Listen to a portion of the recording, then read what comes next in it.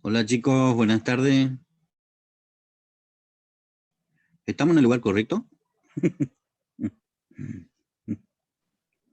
Hola, ¿qué tal? Creo que sí. Recién Jessy mandó que es acá por el link de la plenaria.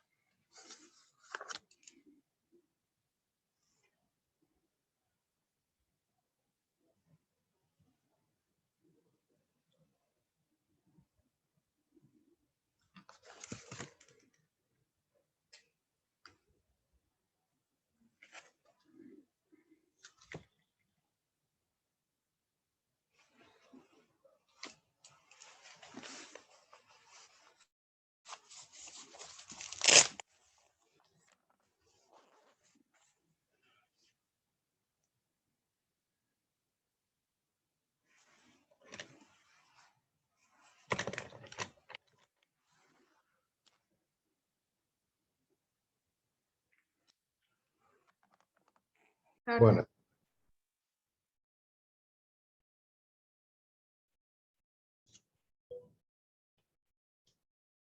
Bueno, creo que estamos todos ya, ¿no? ¿Se escucha bien? Sí, se escucha bien. Perfecto. Sí, sí. Bueno, perfecto. Hasta aquí vamos bien. ¿Alguna duda que han tenido hasta ahora? ¿Alguna consulta sobre la materia? ¿No?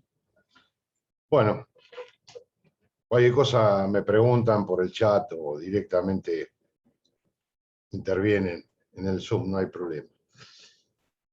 Lo que vamos a adelantar ahora es un poco lo que habíamos visto la clase pasada, a modo de introducción, hacer referencia al título 1. Vamos a comenzar con el título 1 del Código Penal, el análisis de los delitos que están allí contemplados, cómo estructura el Código Penal la protección para determinados bienes jurídicos, en este caso el del título 1, si tienen el código a mano, van a ver que son delitos contra las personas. Ese es el epígrafe que tiene este título primero, que se divide en 6 capítulos. Vale decir que nuestro Código Penal abarca el concepto de persona de acuerdo a lo que establece cada uno de los capítulos, que como verán en el primer capítulo se refiere a los delitos contra la vida, en el capítulo segundo lesiones, que tiene que ver con la integridad corporal, con la salud física y psicológica del ser humano. Capítulo 3, relacionado con homicidio, lesiones en riña. El cuarto contempla las figuras del duelo. El quinto tiene que ver con el abuso de armas, en la medida que hay un peligro para las personas.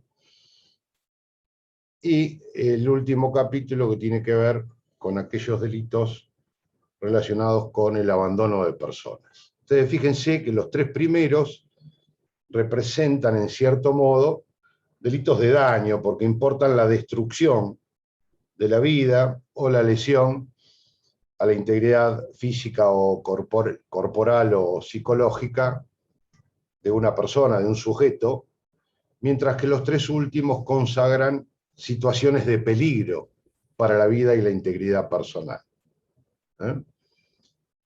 En consecuencia, esta es la estructura general que tiene el título primero, desde el artículo 79 al 108 de nuestro Código Penal. En ese sentido, vale destacar, les voy a abrir, a ver si podemos compartir pantalla para que me vayan siguiendo. Denme un segundito, que no lo encuentro ahora dónde está.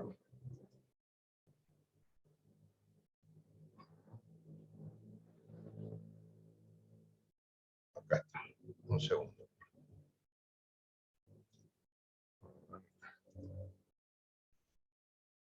Ahí estamos.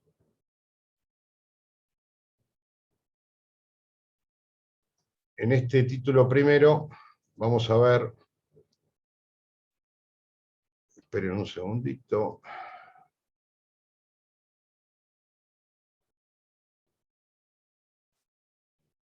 ¿Cómo se va estructurando? Bueno, lo dejo así.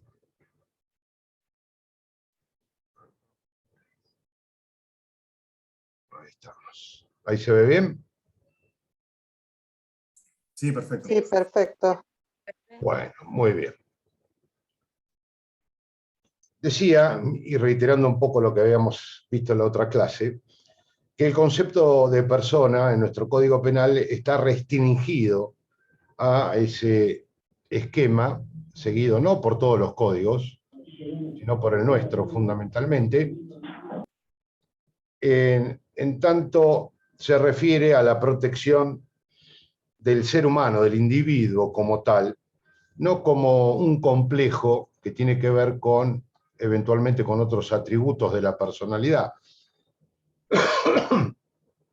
seguido por las corrientes legislativas inspiradas en el Código Penal italiano de 1930, ¿no? Por eso decíamos que tiene un sentido hasta incluso filosófico el concepto de persona, porque de esta manera nuestro Código Penal pone al ser humano como eje central de la protección punitiva.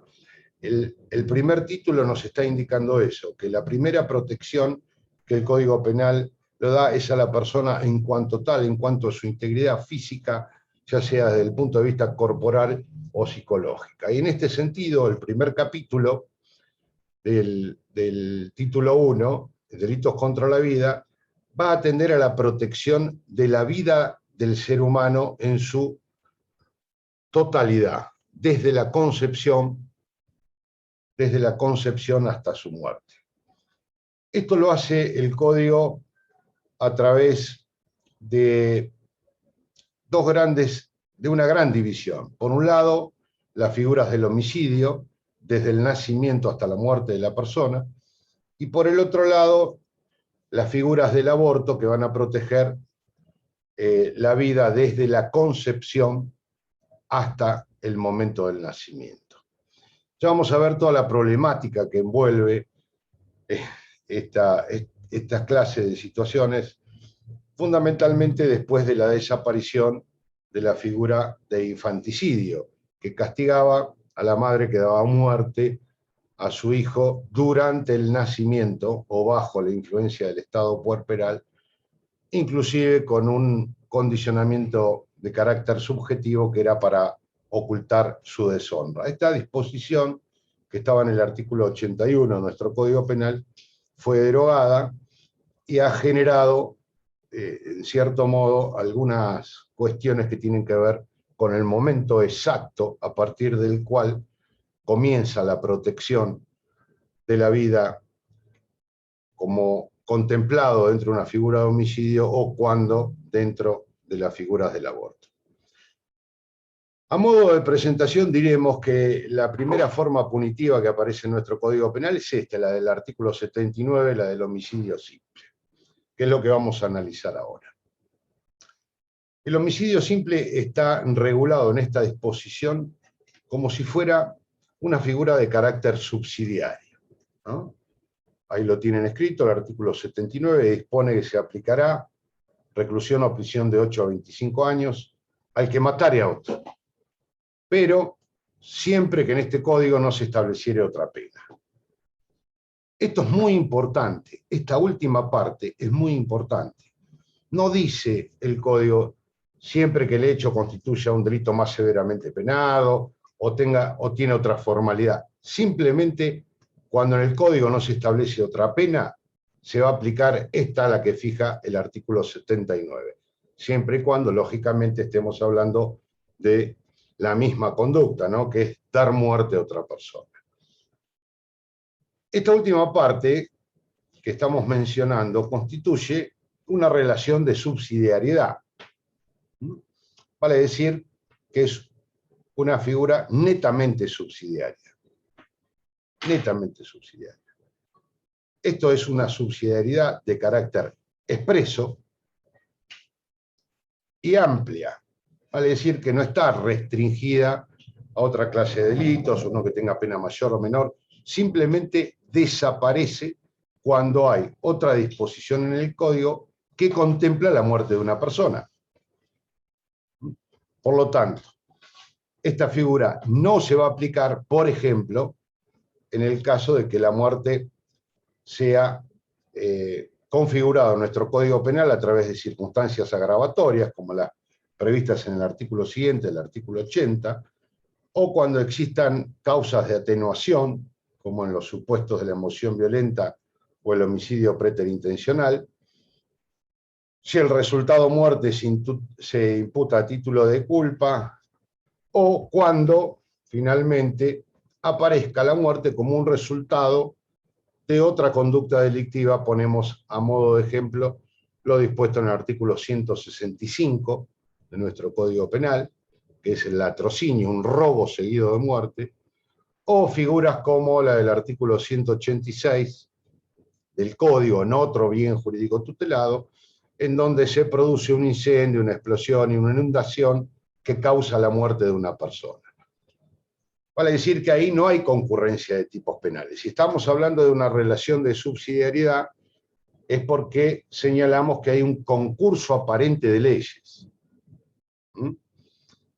Supongamos, en esta última hipótesis que estamos hablando, si alguien produce un estrago, como sería un incendio, una explosión o una inundación que ocasiona la muerte, si ustedes ven la disposición del artículo 186, inciso quinto, tiene previsto allí una pena puntual para el caso de un estrago seguido de muerte.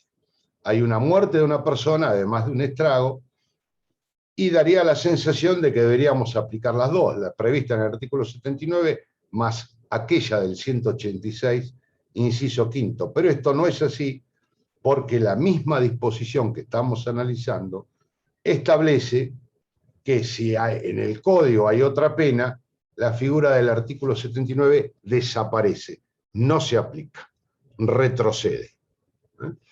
Por eso la doctrina dice que es una figura de carácter netamente subsidiario y solo tiene aplicación cuando en el resto del ordenamiento punitivo no exista otra pena para un supuesto de una conducta delictiva similar a la que estamos analizando.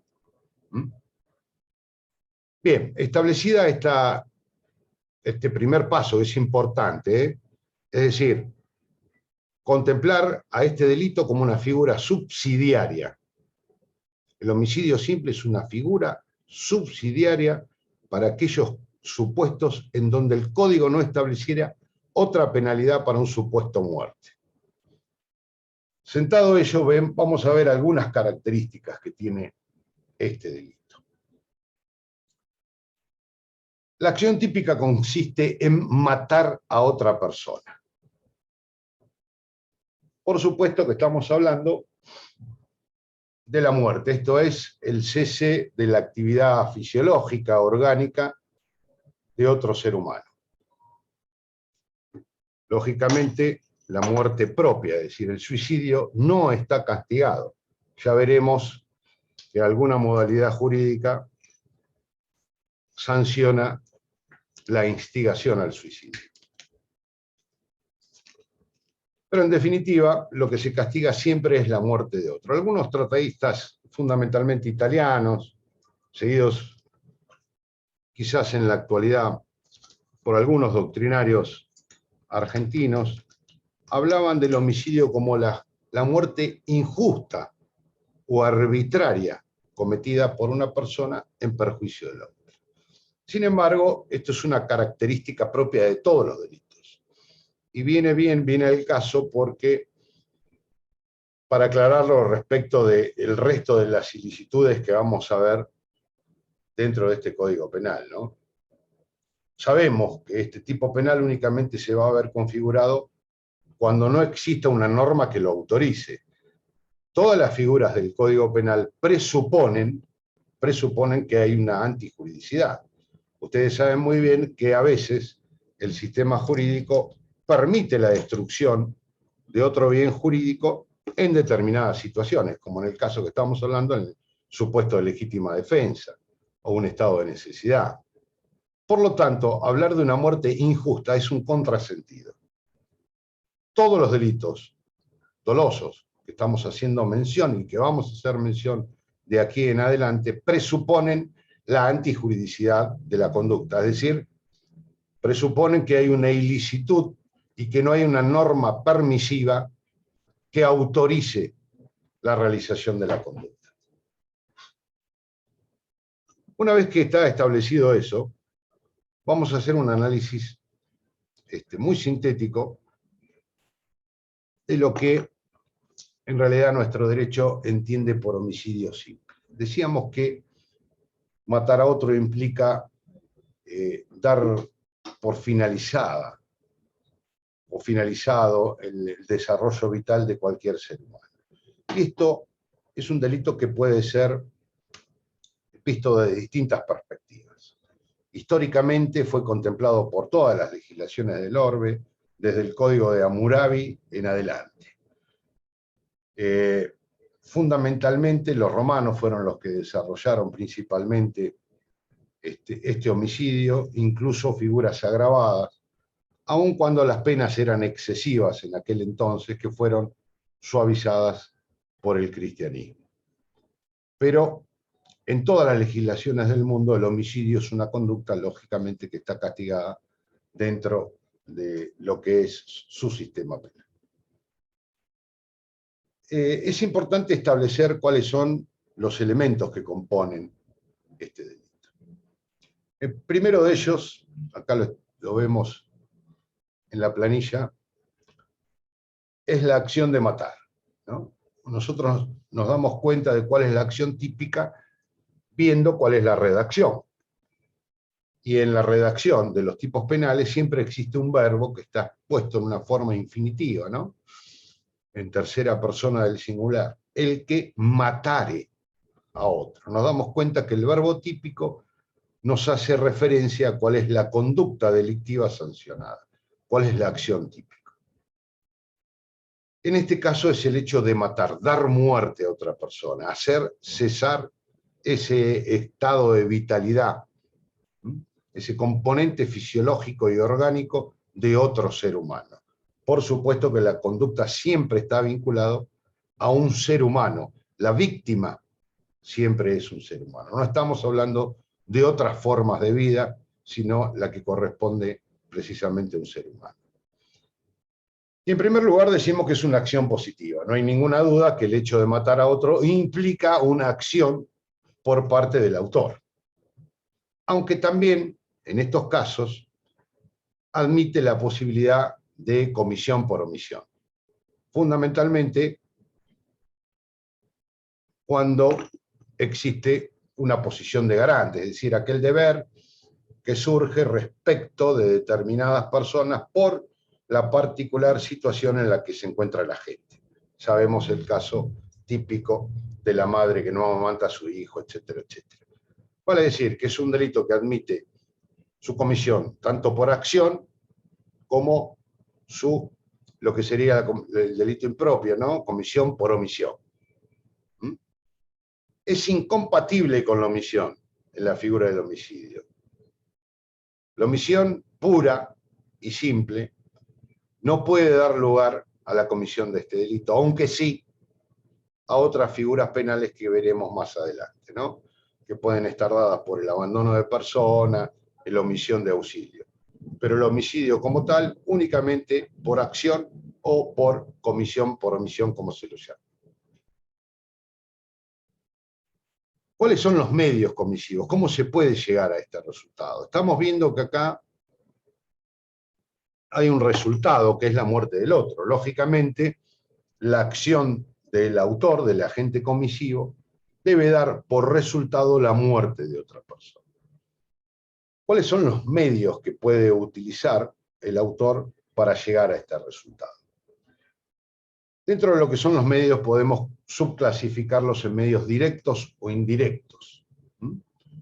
Es decir, actuar sobre la persona en sí mismo sería un método directo, a través de golpe, puñalada, un arma de fuego, o medios indirectos, es decir, sin tocar a la persona, pero que llegan al mismo resultado. Por ejemplo, conducir por un acantilado, indicarle a un no vidente que el camino es seguro cuando en realidad se trata de un acantilado y de ese modo provocar la muerte, en fin. Aquellos supuestos en donde no existe un contacto material con la víctima, pero igual se puede llegar al mismo resultado. Ese sería un medio indirecto. También se habla de métodos materiales o morales, y esto puede haber generado algún tipo de confusión, fundamentalmente en cuanto a la interpretación de estos últimos.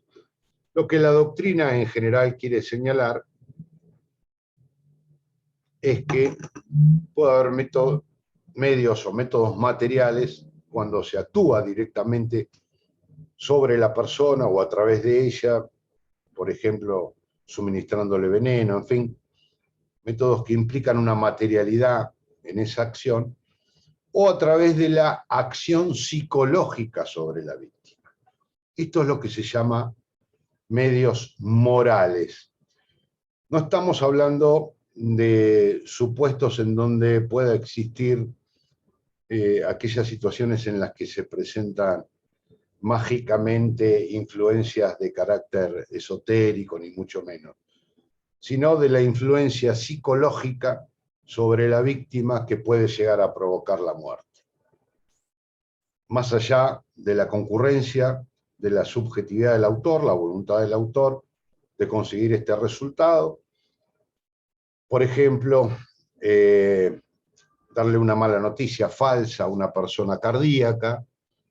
En fin, situaciones en las que se puede influir sobre la psiquis de la víctima ocasionándole la muerte.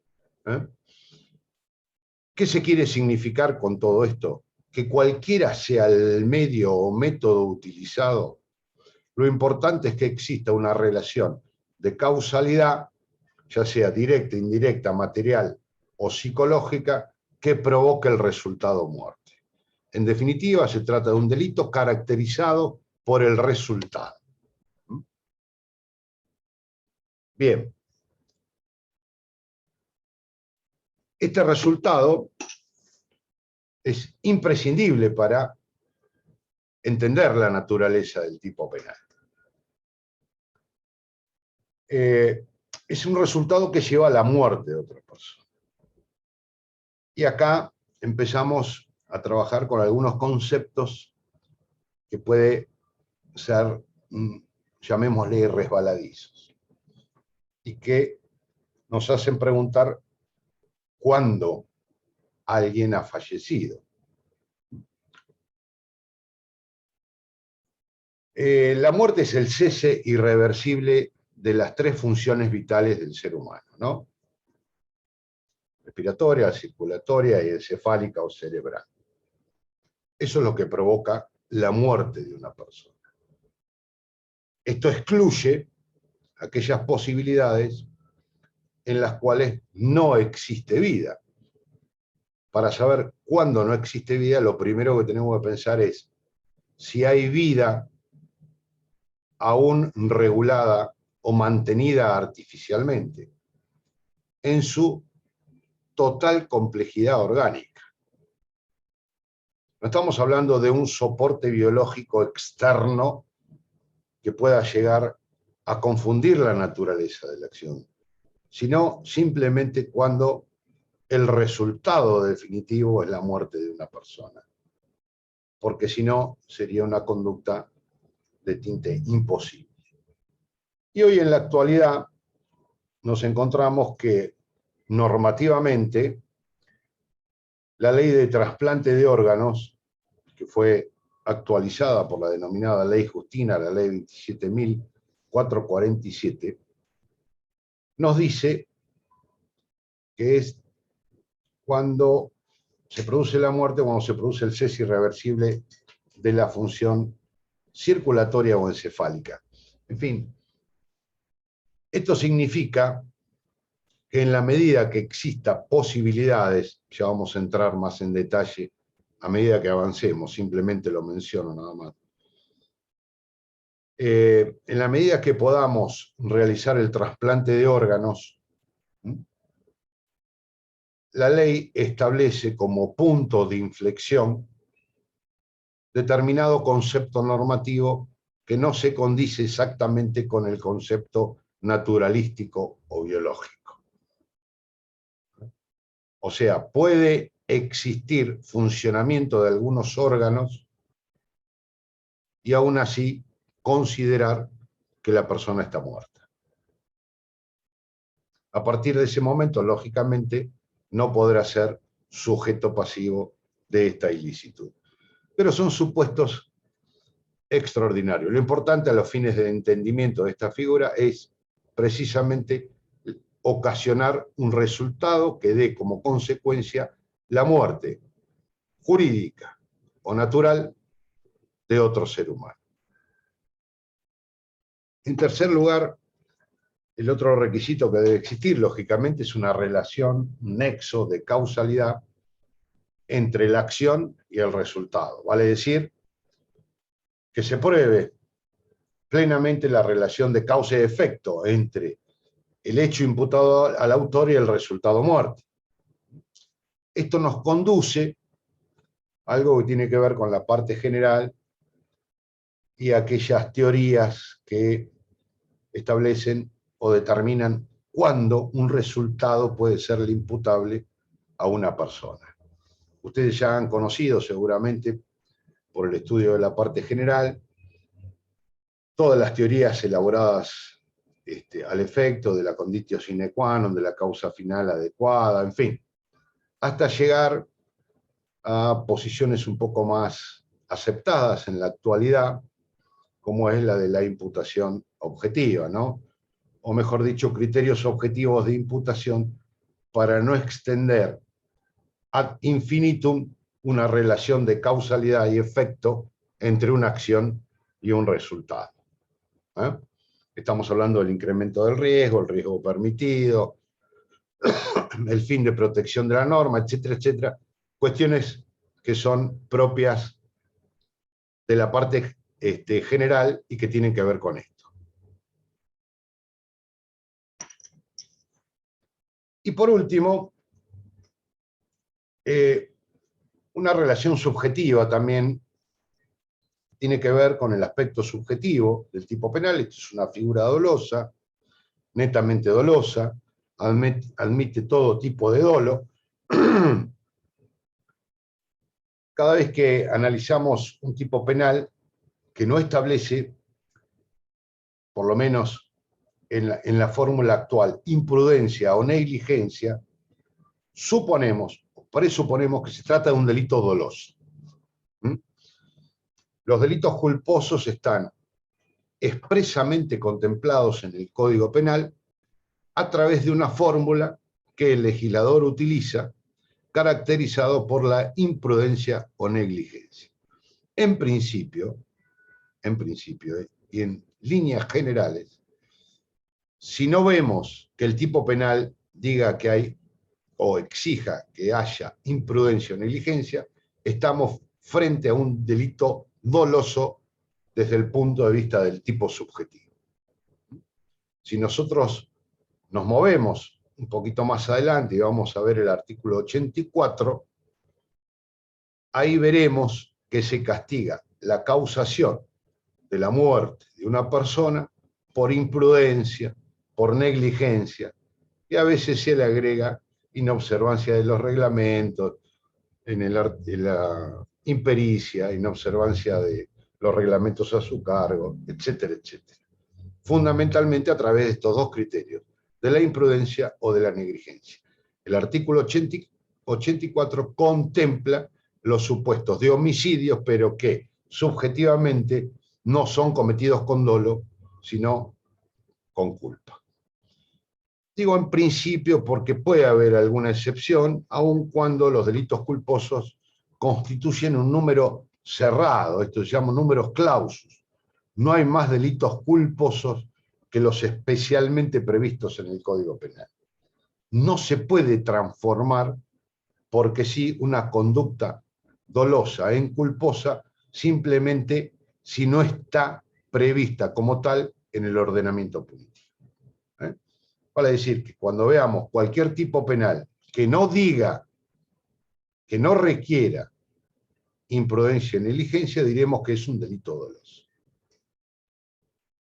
El homicidio admite lo que se llama el dolo directo, el dolo eventual, todo tipo de dolo. Vale decir que es de amplia producción en el ámbito del aspecto subjetivo por parte del autor. ¿Quién es el sujeto pasivo? Esto es lo que decíamos, que es importante. Habíamos adelantado que estamos hablando de delitos contra la vida y la vida de un ser humano,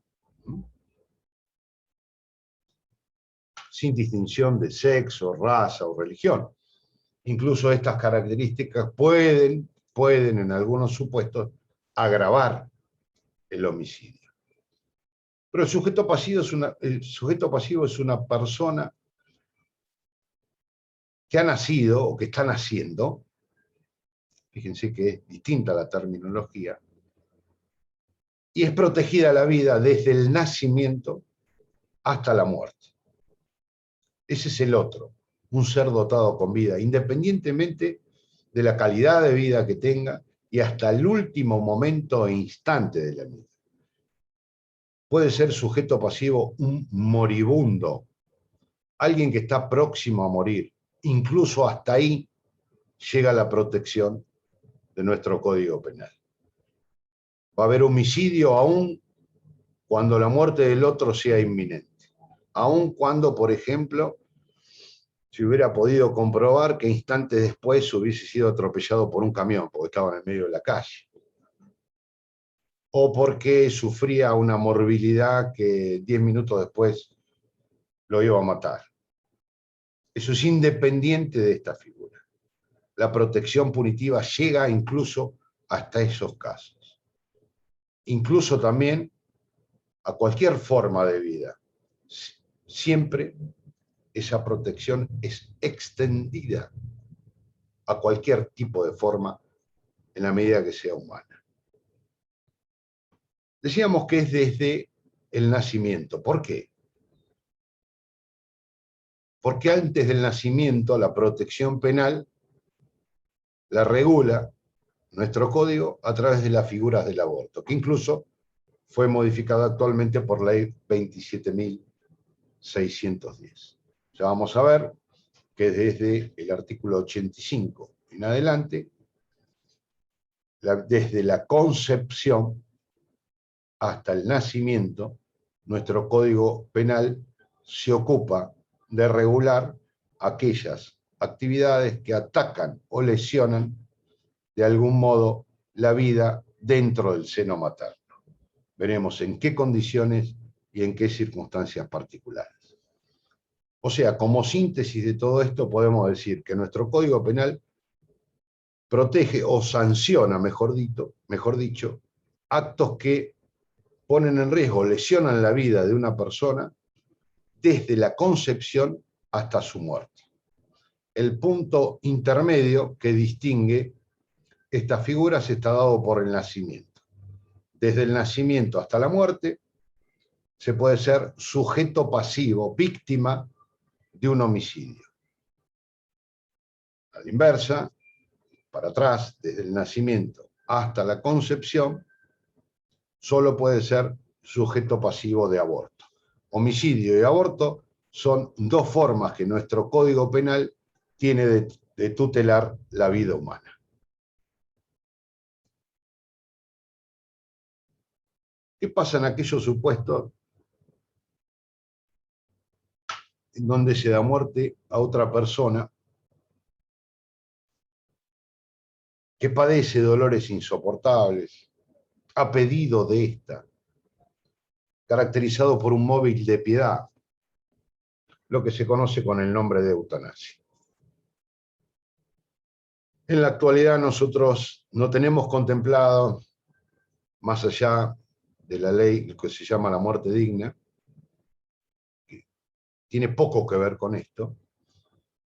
En este supuesto estamos hablando de una persona que actúa directamente sobre el cuerpo de otra, provocándole la muerte a pedido de esta, debido a esos padecimientos insoportables, a sufrimientos y dolores que este sujeto padece, y que antiguamente nuestro Código Penal tenía previsto como una disminución punitiva para tales supuestos eutanásicos. Hoy en la actualidad eso no está previsto en nuestro Código Penal, a diferencia de lo que ocurría, por ejemplo, con la ley 17.567 del 68, que ustedes deben conocer también por la parte general, a través de la historia del derecho penal. Fue una modificación basada en el proyecto de 1960 de Sebastián Soler y que tuvo vigencia en nuestro país hasta el año 76. En aquel complejo normativo se consideraba que era merecedor de una disminución punitiva aquel que mataba en esas circunstancias, con condiciones preestablecidas en la norma, se aplicaba una pena de 2 a 8 años para los supuestos de eutanasia activa, ¿no? Hoy en la actualidad no lo tenemos contemplado y en principio aparece como un homicidio simple. Esto es algo que se está regulando, se está proyectando. El anteproyecto de Código Penal lo tiene previsto, incluso en algunas oportunidades llega a eximir de pena, pero lamentablemente todavía no hay sanción del nuevo Código Penal y está en plena etapa de revisión. Bien. Esto simplemente se los puse para ir acompañando. Esperen que vuelvo, por favor. A lo que es, en cierto modo, esperen que no puedo salir de acá.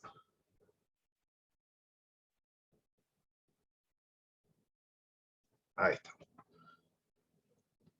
Los lineamientos generales de lo que sería la figura de homicidio simple. Tenemos un delito, el sujeto activo puede ser cualquier persona, por supuesto que estamos hablando de una persona imputable, no nos vamos a meter en cuestiones de inimputabilidad, ni tampoco de causa de justificación. Decimos que se trata de un supuesto que no está permitido por la ley, que consiste en hacer cesar las funciones vitales de otro ser humano.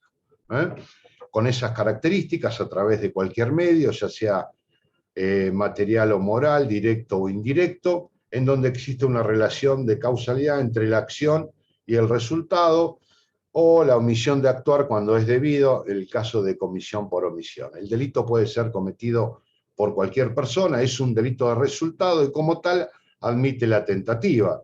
Lógicamente, ¿en qué supuestos habrá tentativa? En los supuestos previstos por el artículo 42 de nuestro Código Penal. El artículo 42, que regula la tentativa, establece perfectamente para esta clase de delitos el momento a partir del cual se puede considerar el hecho como tentativa de homicidio cuando no se llega al resultado a pesar del propósito de querer ocasionar la muerte por causas ajenas a la voluntad del autor.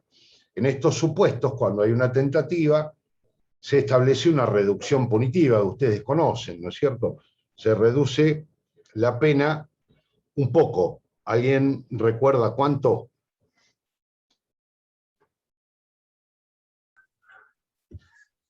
Este delito tiene una pena de 8 a 25 años. Lógicamente estamos hablando de un delito consumado. Cuando se le da muerte a alguna persona, el autor de esa conducta va a ser merecedor de una pena entre 8 y 25 años de prisión. Ahora, se intenta, si tiene el propósito de matar a alguien y no lo logra por causas ajenas a su voluntad, estamos en presencia de lo que se conoce con el nombre de tentativa de homicidio. No tiene la misma pena. Hay una reducción punitiva establecida por el Código Penal. Hasta un tercio. Hasta De un tercio a la mitad. De un tercio a la mitad, sí. ¿Y cuánto sería? ¿Un tercio a la mitad de qué? Se reduce un tercio del mínimo, del máximo.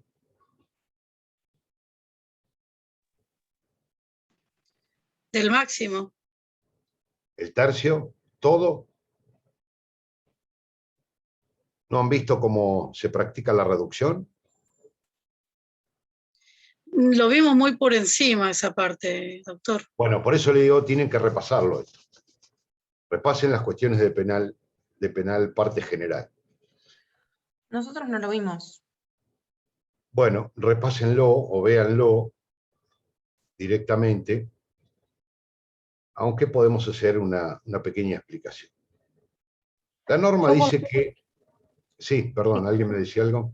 Sí, que yo por lo que he leído de tentativa, nunca vi, o sea, cómo funcionaba este cómputo de disminución. O sea, leí que decía de un tercio a la mitad, pero no sé si es de la escala o de la pena aplicada en el caso o cómo funciona. Bueno, sintéticamente podemos decir, el Código Penal establece una reducción. Nosotros tenemos una pena para el delito consumado, ¿no? 8 a 25 años. Pero, si el sujeto no logra el resultado, por causas ajenas a su voluntad, le corresponde una reducción punitiva, de acuerdo a lo dispuesto en el artículo 44, de un tercio a la mitad, dice el Código. Entonces acá aparecen tres posibilidades. Una que seguir el orden, digamos, cronológico, gramatical. Un tercio será del mínimo y la mitad del máximo. Es una primera posición.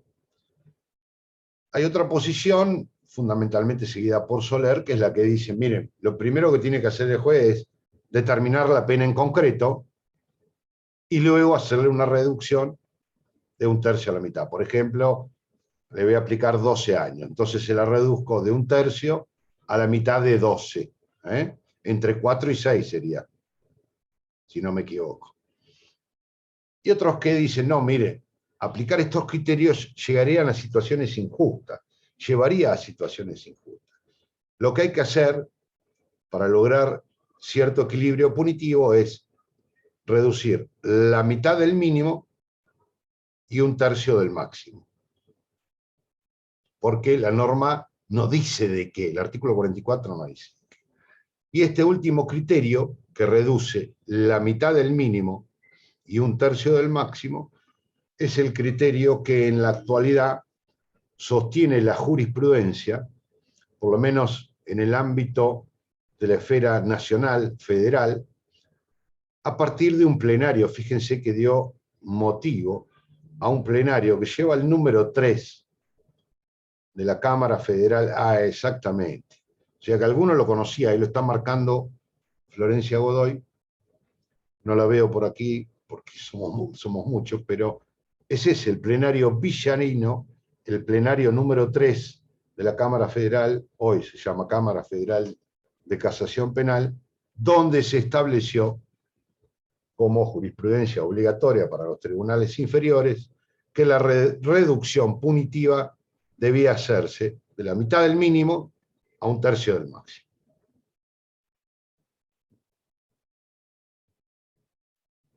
Bien, entonces, vuelvo un poco a lo que es el homicidio. Estamos hablando de un sujeto activo indiferenciado, puede ser cometido por cualquier persona, es un delito de lesión o de resultado, como ustedes lo quieran llamar, que requiere necesariamente de la producción de ese resultado, puesto que si no estamos hablando de tentativa. Pueden suceder supuestos de error en persona, aberratio ictus, que son también problemas de la parte general, que son aplicables acá, véanlo ustedes, repásenlo. Estamos hablando de un delito que desde el punto de vista subjetivo es doloso, que admite todo tipo de dolo, y que debe existir necesariamente esta relación o nexo de causalidad entre la acción y el resultado, admitiendo ampliamente cualquier medio comisivo. ¿Sí? Bien. Pero fundamentalmente que se trata de un delito subsidiario. Solo se va a aplicar siempre y cuando en el código no aparezca otra disposición, otro tipo penal que contemple una muerte. Ya vamos a ver después, a medida que vayamos avanzando, con algunos ejemplos. Pero que quede bien claro que es un delito de carácter subsidiario, que contiene una subsidiariedad amplia, es expresa porque está mencionado expresamente en el tipo penal, y es amplia porque la figura no se aplica, retrocede, desaparece frente a otra disposición que contemple nuestro Código Penal una muerte, un homicidio. Esta subsidiariedad es lo que se conoce con el nombre de concurso, una de las formas del concurso aparente de leyes. En realidad no es un concurso delictivo, sino que aparentemente puede dar un lugar a un concurso, pero en realidad no es así. Por eso se lo denomina concurso aparente de leyes.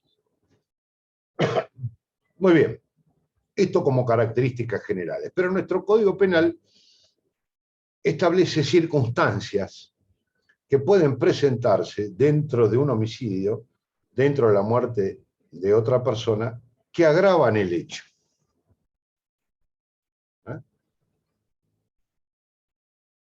Nosotros vamos a ver en el artículo 80 12 situaciones en la actualidad en donde a criterio del legislador la pena del homicidio no es suficiente y establece una mayor cuando se dan esas circunstancias.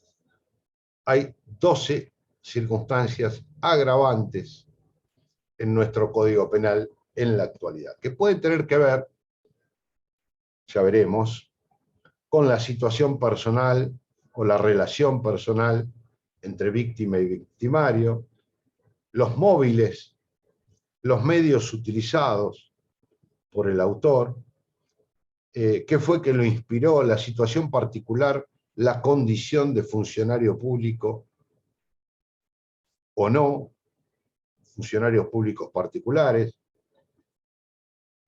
situaciones en las que la víctima es una mujer y hubo violencia de género,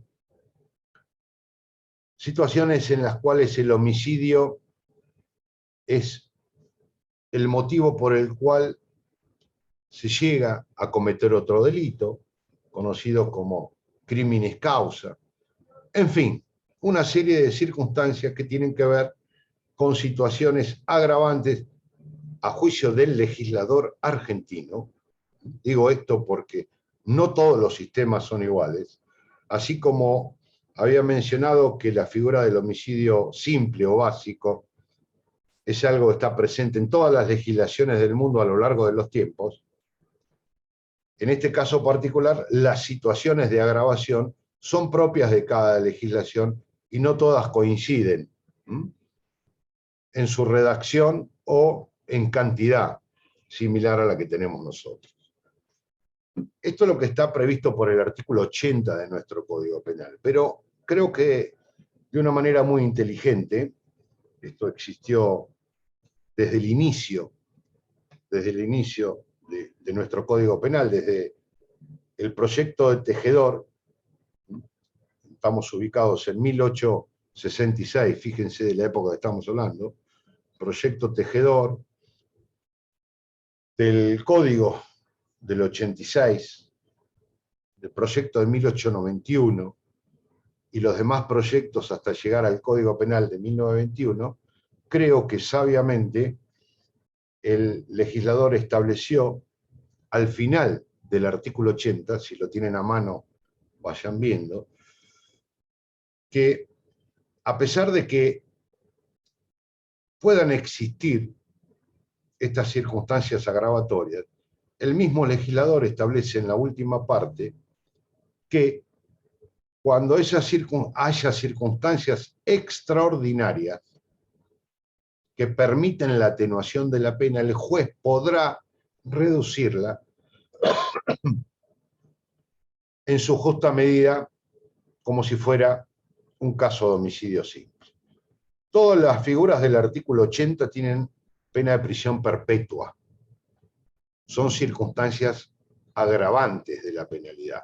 Vale decir que tenemos el homicidio simple o básico del artículo 79, que se castiga con una pena de 8 a 25 años, pero si se dan las circunstancias del artículo 80, la pena va a ser perpetua.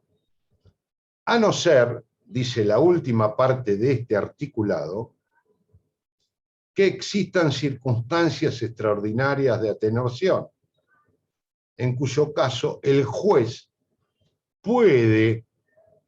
es facultativo aplicar la pena del artículo 79, esto es de 8 a 25 años, cuando existan circunstancias extraordinarias de atenuación, que no van a funcionar para los supuestos de femicidio. Es un agregado posterior.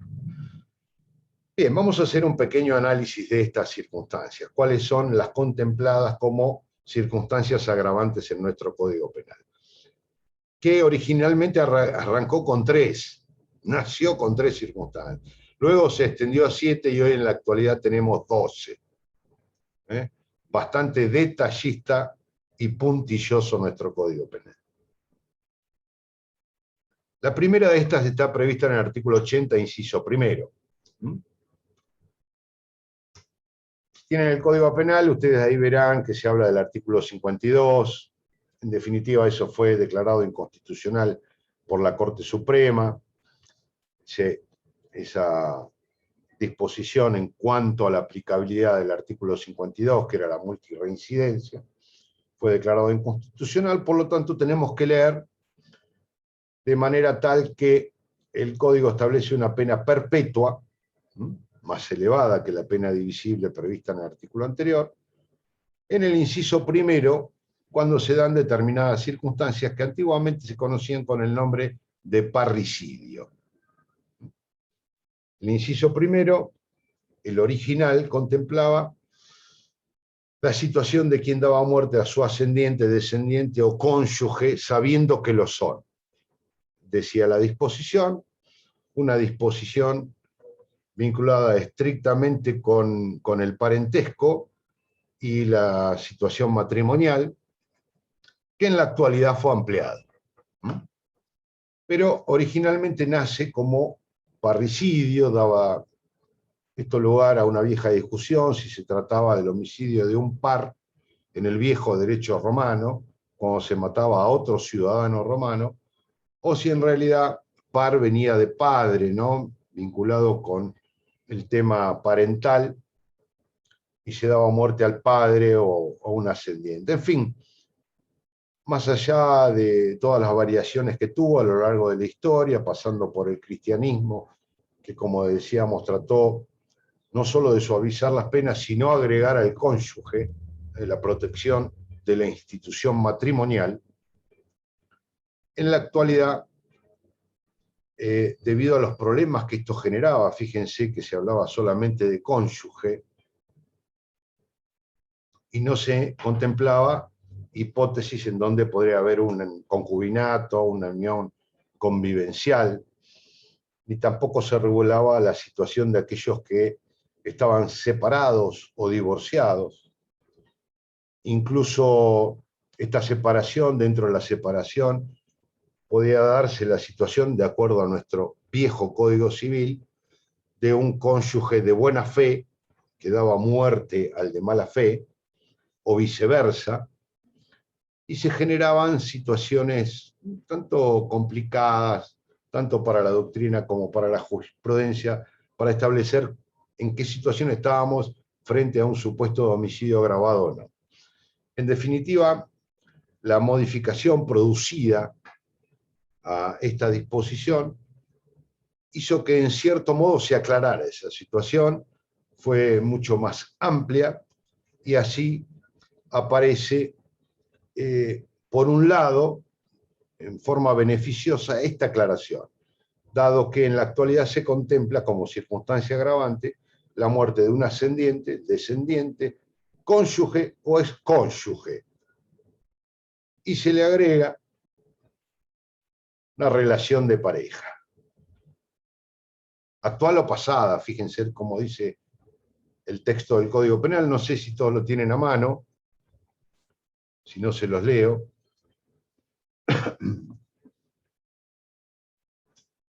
Por las dudas. Incluso haya habido o no convivencia. El artículo 80, inciso primero, se los leo textualmente, establece que se impondrá reclusión perpetua o prisión perpetua, pudiendo aplicarse lo dispuesto en el artículo 52, esta parte es la que ha sido declarado inconstitucional, al que matare, inciso primero, a su ascendiente, descendiente, cónyuge, excónyuge, y a la persona con quien mantiene o ha mantenido una relación de pareja, mediare o no convivencia. Por lo tanto, tenemos como sujeto pasivo a un ascendiente o a un descendiente. ¿Quiénes son ascendientes o descendientes? Tenemos que ir al Código Civil. Código Civil y Comercial nos establece las relaciones de parentesco, no define al ascendiente o descendiente, pero ya nos da a entender que los ascendientes son todos los que preceden al autor en línea recta. Fíjense que estamos hablando acá de rama, del tronco de la rama y de la línea. Esto es muy importante. Los ascendientes son los que forman parte de esta línea recta, al igual que los descendientes, que son los que suceden al autor en la misma línea. Vale decir, como ejemplo, que un ascendiente es el padre o la madre, el abuelo, la abuela.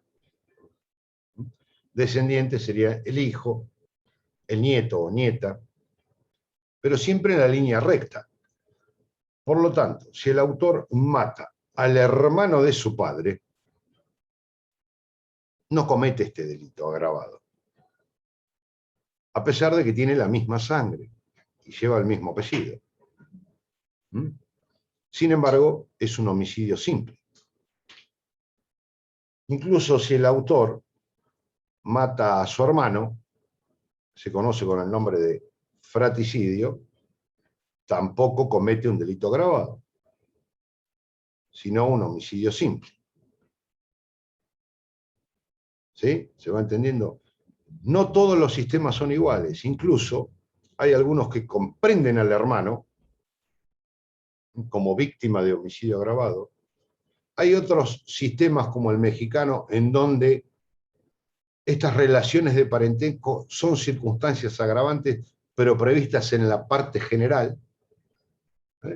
Vale decir que no es un criterio uniforme en todo el mundo, sino que depende de la política criminal adoptada por un Estado en un momento determinado. Lo que pasa es que nos lleva a preguntar cuál es el fundamento de la agravación.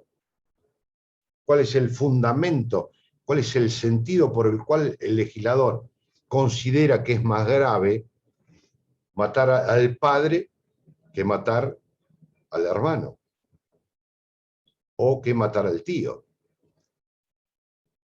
Si fuera un fundamento, el vínculo sanguíneo, como dicen muchos autores, ustedes lo van a ver, que automáticamente, casi por inercia, la mayoría de los tratadistas dicen que acá hay un vínculo sanguíneo, no queda muy claro por qué si yo mato a mi tío, que tiene mi mismo apellido, es el hermano de mi padre, de la misma madre, de la misma abuela y abuelo, ¿por qué cometo un homicidio simple? ¿Por qué la línea recta? Es más, si el fundamento del agravante para todos sería esto, no se comprendía muy bien por qué el homicidio del cónyuge era un homicidio agravado. Donde ahí se decía, bueno, las relaciones de respeto que se da por la institución matrimonial. ¿Pero por qué? Solo proteger el matrimonio. Hay otros institutos que vienen del ordenamiento civil que generan relaciones intersubjetivas entre dos personas, quizás con igual intensidad que el matrimonio, como por ejemplo la tutela, el tutor. Y sin embargo, matar al tutor no es un delito. Es más, lo complicamos un poco más. ¿Qué pasa con el padre adoptivo? Ahí tampoco hay una relación de sangre. Esto también dividió a la doctrina y decía, no, mire, si el fundamento es un vínculo de sangre, el adoptante que mata al adoptado o viceversa no es un homicidio agravado, es un homicidio simple. Pero hoy las relaciones de parentesco han cambiado, la concepción del parentesco ha cambiado. Y si vamos a los artículos 529 y siguientes del Código Civil y Comercial, nos vamos a encontrar con que el parentesco tiene que ver no solo con lo que es la naturaleza, sino también las técnicas de reproducción asistida y con la adopción. Con lo cual, si los adoptados son parientes, entonces vamos a estar en presencia de un homicidio agravado, de acuerdo a la clase de las distintas variantes que hay de adopción, si se trata de la plena, de la simple, o de la que es integradora con la familia del cónyuge.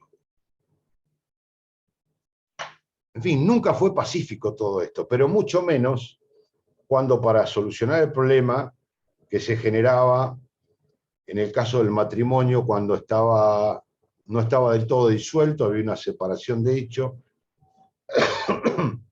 y había un cónyuge de buena fe y otro de mala fe, se le agregó esto de la relación de pareja. Actual o pasada, fíjense cómo está redactado el Código Penal. Haya habido o no convivencia, mediaria o no convivencia, dice el Código. ¿Quiénes quedan comprendidos aquí? Y acá vamos a entrar con algunos problemas. Estoy haciendo simplemente una presentación, tampoco para cansarlo con tantos conceptos jurídicos, pero ¿quiénes quedan comprendidos así a simple vista? Los novios. O esta relación de pareja está diciendo son los concubinos, la unión convivencial. Es la unión convivencial regulada en el Código Civil. Ustedes han visto la primera parte del Código Civil en otras materias, ¿no? Esto de relaciones de parentesco, todo esto lo han visto. Bien, la unión convivencial, 509, 510 del Código Civil, pero exige 2 años de convivencia. Hay algunos conceptos ahí que tienen que ver con la singularidad, independientemente de la coincidencia de sexos biológicos o no, pero tiene que ser público, continuo hasta los 2 años, una relación de afecto en ese sentido. Y si tiene menos de 2 años no está previsto acá como un agravante, es decir, yo convivo con otra persona de cualquier sexo, pero llevo 1 año y medio y lo mato, ¿cometo un homicidio agravado? ¿O la relación de pareja es más amplio que la unión convivencial? ¿Y qué es relación de pareja? Incluso puede haber sido anterior. Es decir, que en la actualidad esto no se siga manteniendo. Digamos que yo mato a mi novia que tuve hace 25 años y jamás la vi, con posterioridad a ello cometo un homicidio agravado, porque en alguna época fue una relación de pareja. Estos son los problemas que plantea esta redacción, un tanto difusa.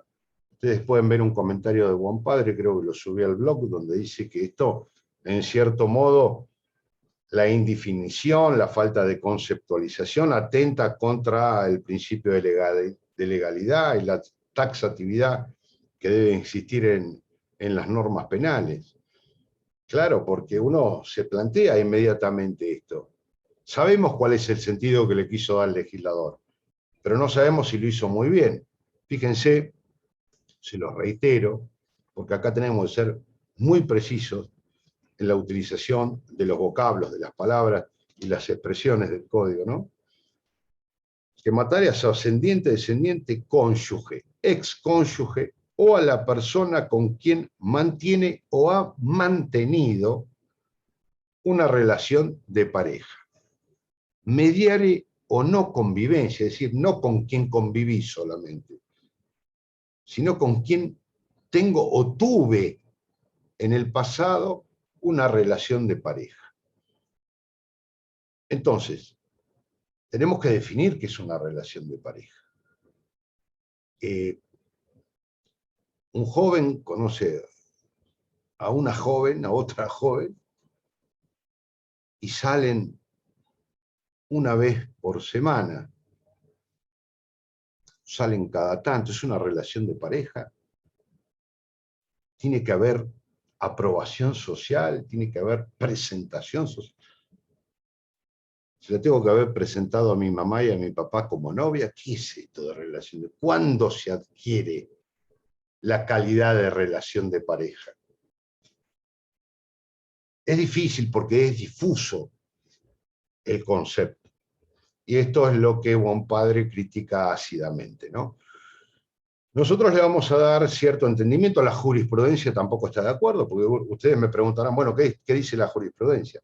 Fíjense que hay concepciones jurídicas que van desde la exigencia de los requisitos de la unión convivencial hasta otros que lo descartan y que le dicen al juez que en cada caso particular debe acreditar cierto lazo, nexo, vínculo de carácter afectivo entre dos personas, pero que tenga que ser notorio, público, en cierto modo consolidado o con visos de continuidad.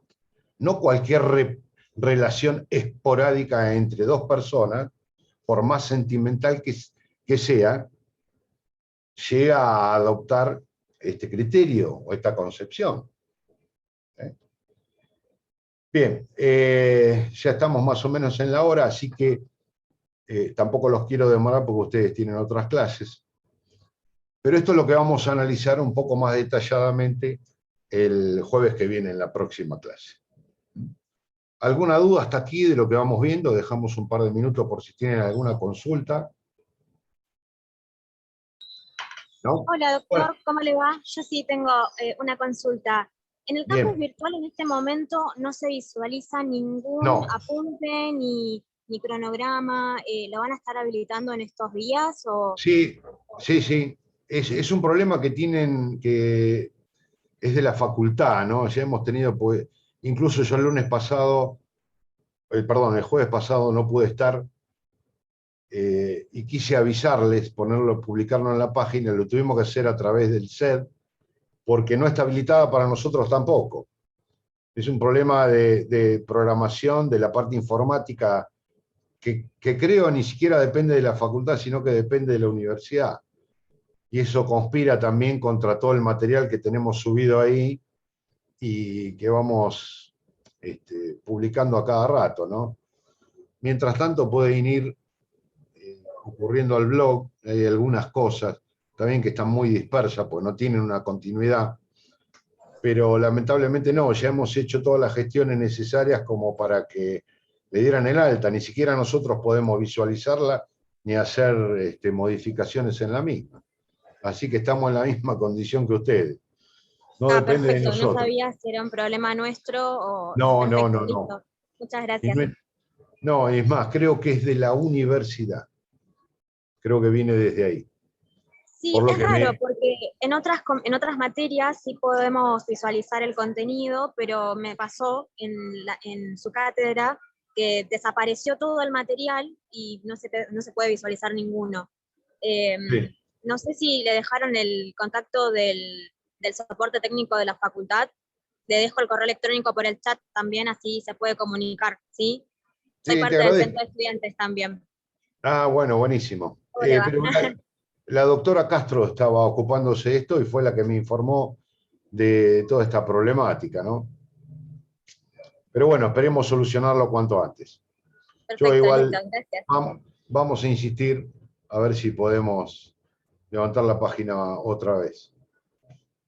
Pero mientras tanto pueden recurrir al blog. Fíjense en artículos, hay mucho escrito sobre los delitos contra la vida, los homicidios agravados, esta problemática, incluso Buen Padre, creo que ha colaborado con nosotros. Incluso yo he subido también algún artículo. Pero bueno, independientemente de esto, lo que no pueden llegar a visualizarlo, conectarlo, no tienen acceso, la clase que viene vamos ya a entrar más puntualmente en el análisis de este inciso agravatorio y los que siguen. Así que no se hagan demasiado problema. Bueno, profe. ¿Alguna otra Profe, yo consulta? tengo una pequeña consulta. Sí, cómo no. El tema de, usted dijo que tenía que ser una relación de pareja, o sea, que tenía que tener cierta publicidad, tenía que estar medio consolidada. Y en el caso, por ejemplo, de que, Preguntaba, ¿no? Preguntaba si esto debería ser así. sí, en el caso de las relaciones, por ejemplo, casuales, ocasionales, una persona, pero que tienen cierta recurrencia, pero como no están en pareja, no requieren publicidad, y uno de los dos mata al otro, ¿en ese caso no habría agravante? No sé, yo tengo muchísimas dudas. Yo creo que, esto tiene que estar íntimamente relacionado con cuál es el sentido, cuál es el fundamento jurídico de la grabación. Porque no estamos hablando acá de una persona de género masculino que da muerte de género femenino, pues está contemplado en otro lado, específicamente. Acá incluso puede ser al revés. Digamos que vos podrías llegar a ser el autor y la otra persona la víctima, ¿no? El sujeto pasivo. ¿Puede ser el caso de Nair Galarza, doctor? Bueno, ese fue uno de los supuestos Bueno, en en ese donde caso estaban en pareja. aplicaron, si no conozco las particularidades, pero sé que lo aplicaron ahí. Entonces se plantean todo este tipo de situaciones controversias, dado que la norma no es muy clara. La norma no es muy clara. Por eso anticipaba y preguntaba en cierto modo si tiene que haber notoriedad, publicidad, cierta consolidación o perspectivas de, digamos, de ser una pareja relativamente estable, una relación estable, o si estas relaciones casuales pueden llegar a estar contempladas como circunstancia de agravación.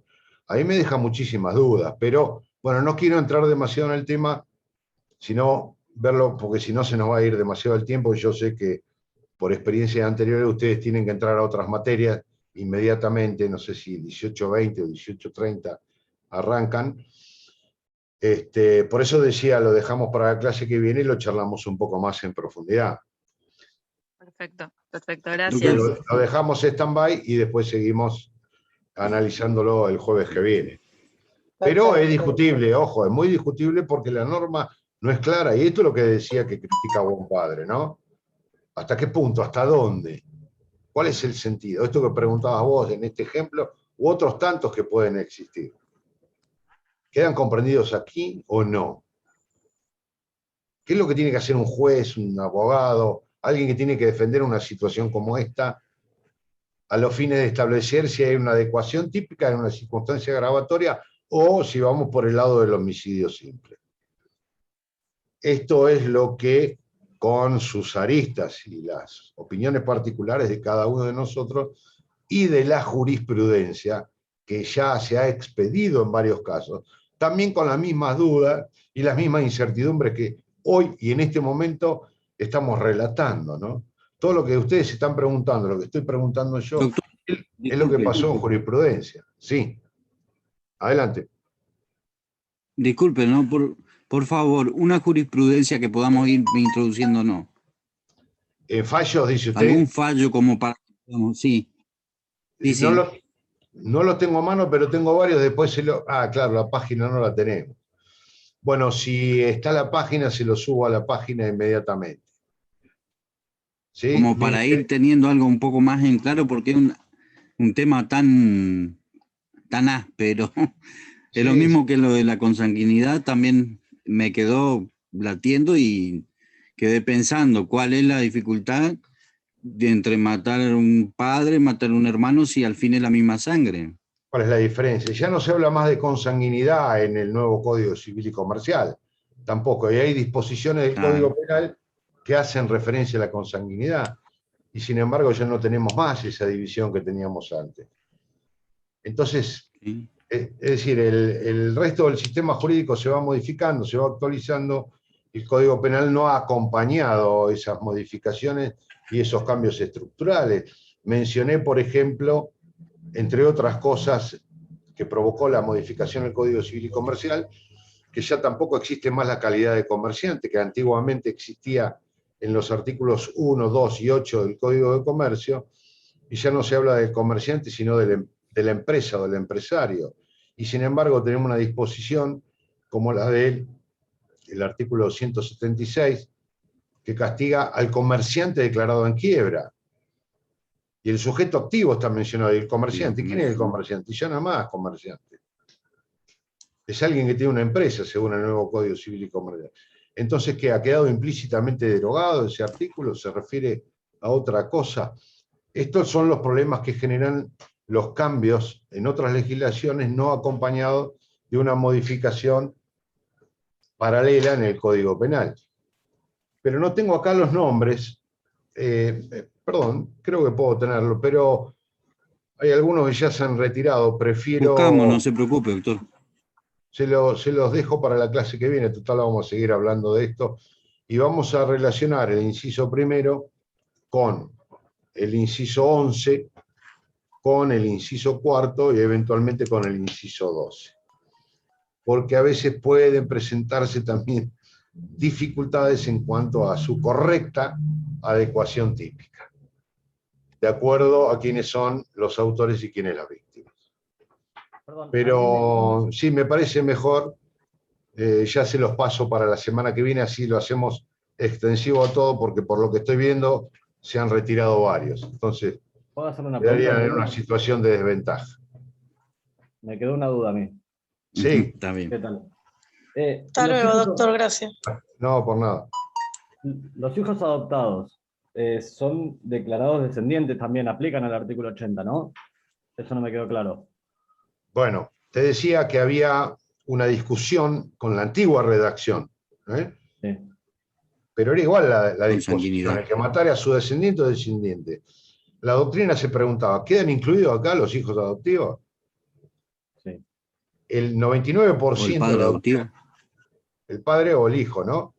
El 99% decía no, porque el fundamento de la grabación es el vínculo de sangre. Claro. Y en la adopción no hay un vínculo sanguíneo, hay un vínculo jurídico. Claro, pero son descendientes. Sí. Claro, Bueno, pero hoy en día se toman como descendientes o ascendientes cuando son adoptivos. a mi juicio sí. No me quiero adelantar, lo vemos el jueves que viene con mayor detalle. A mi juicio sí. A mi juicio en sí. una sucesión también entrarían en esto. Pero porque se ha modificado el Código Civil y Comercial, que los considera parientes. Fíjense el 529 y siguientes del Código Civil y Comercial, y ahí se van a dar cuenta de que están mencionados expresamente. Buenísimo. Con lo cual, siendo parientes, ahora, esto hace que el fundamento jurídico de la circunstancia de agravación de estos sujetos no se limite solamente a un vínculo sanguíneo, sino un vínculo jurídico. Y también nos lleva a preguntar, ¿y entonces ¿por qué no ampliarlo a otros vínculos jurídicos, como por ejemplo el de la tutela? Claro. Por ejemplo, o el de otras instituciones civiles. Y bueno, son cuestiones de política criminal. ¿Por qué viene así? Porque esto viene por una tradición y de carácter romano, fundamentalmente, del derecho romano, en donde el parricidio se limitaba exclusivamente a los ascendientes en línea recta. No tenía tanto un fundamento jurídico, sino más bien simbólico, porque recuerden que el pater de familia, el padre en el derecho romano, era quien tenía, incluso hasta podía disponer libremente de sus hijos menores de edad. Entonces tenía una razón y un sentido de ser en otra época histórica. Hoy en la actualidad se confunde la consagración de una disposición como esta en relación a las raíces que le dieron origen, como tantas otras disposiciones como ya vamos a ver. Entonces esto merece, a mi juicio, una revisión, pero siempre vamos a estar dentro del terreno de la política legislativa, un criterio legislativo. Lo que debemos encontrar como estudiosos del derecho es simplemente un fundamento jurídico y no extenderlo a cualquiera porque sí, sino ver cuál es el sentido de la norma, cómo se puede interpretar y qué concepción hay que darle de acuerdo no solo a la utilización de las palabras de la ley, sino a un fundamento jurídico que permita su agravación en términos como el que estamos viendo, ¿no? Pero bueno, lo vemos el jueves. Yo no los quiero demorar demasiado, porque si no estamos hablando en detrimento de otros que ya se han ido doctor.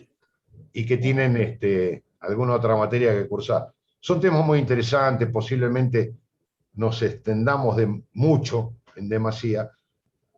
A mí me encanta, conspira un poco contra la velocidad y el cuatrimestre. Son pero espectaculares esos temas.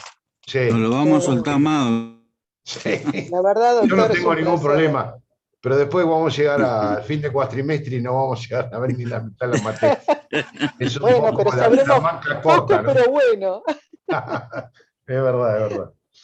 Bueno, Muchas gracias. Gracias, doctor. Gracias, doctor, muy No, amable. no, Profe, gracias. nos vemos el jueves a la misma hora. Gracias. Hasta luego, hasta luego.